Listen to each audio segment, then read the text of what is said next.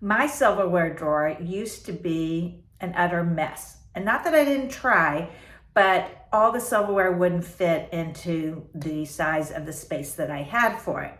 And I watched this organizing show, can't remember which one, and they gave the tip of laying all the silverware on its side, and then I could fit more in, and all of a sudden, voila, it is so neat.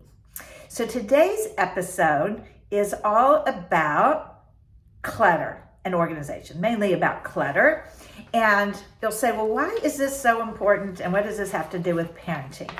Well, here is what I think.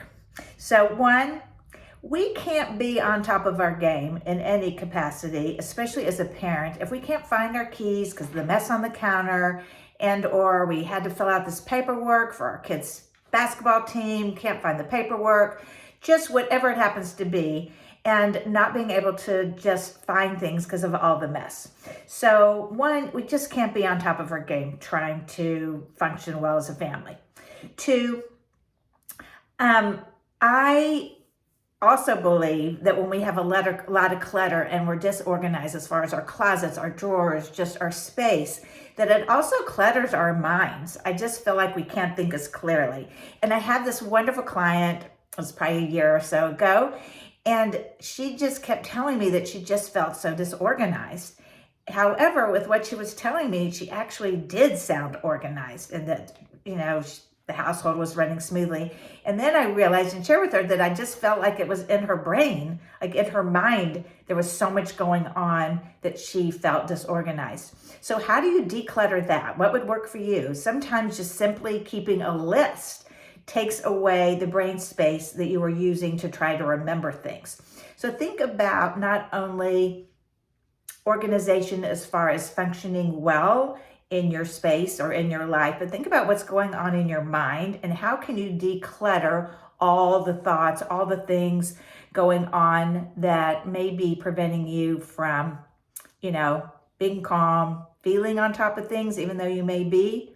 So think about decluttering your mind. And three, remember that you are always modeling for your kids. I know I say that all the time, but does your kid stash his homework in his backpack and forgets to turn it in? Your child just needs a system.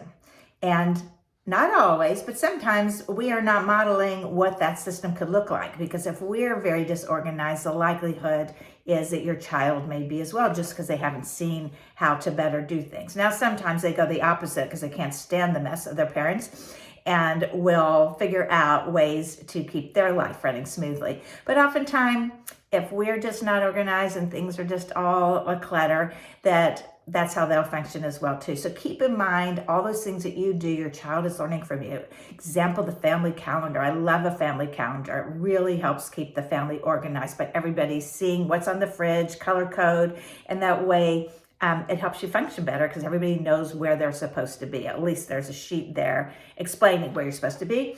And finally, I know for me, when my closets are neat, there's not a lot of stuff everywhere. It just feels good. It feels very freeing. It feels like I'm in control and on top of things. So even for that reason alone, it might be worthwhile to get rid of some of that clutter.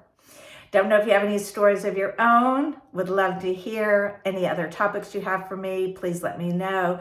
And it's springtime. It's a wonderful time to get organized, declutter, and again, don't forget about what's going on in your head. Have a great day. Take care.